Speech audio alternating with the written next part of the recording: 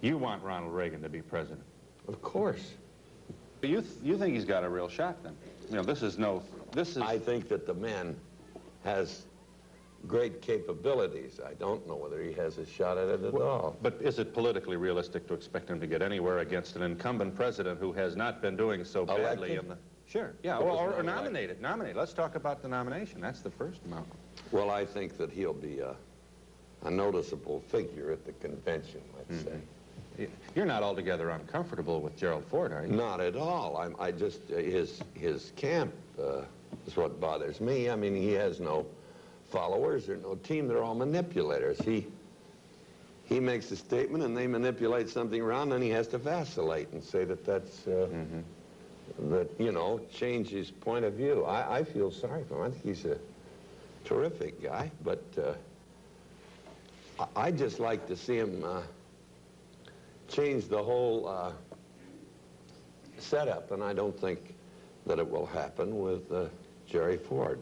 And I like him very much personally, and I don't think we're going to go down the drain if he becomes president. I just happen to be for the change, and I feel that that the other man proved himself in California. He took it over as a bankrupt state, and 8 years later turned it back with a $4 billion surplus.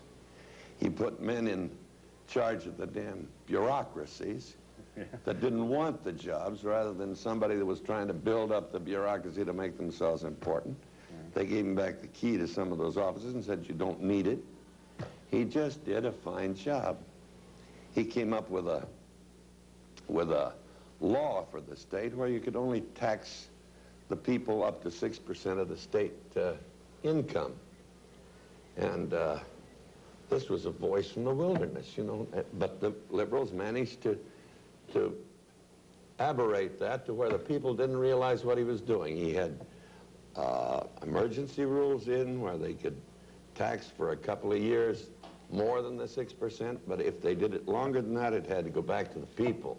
Now, this is the only way we're going to clear up bureaucracy and big government and unimportant branches that develop in order that a man can feel more important in his particular bureau. But you've got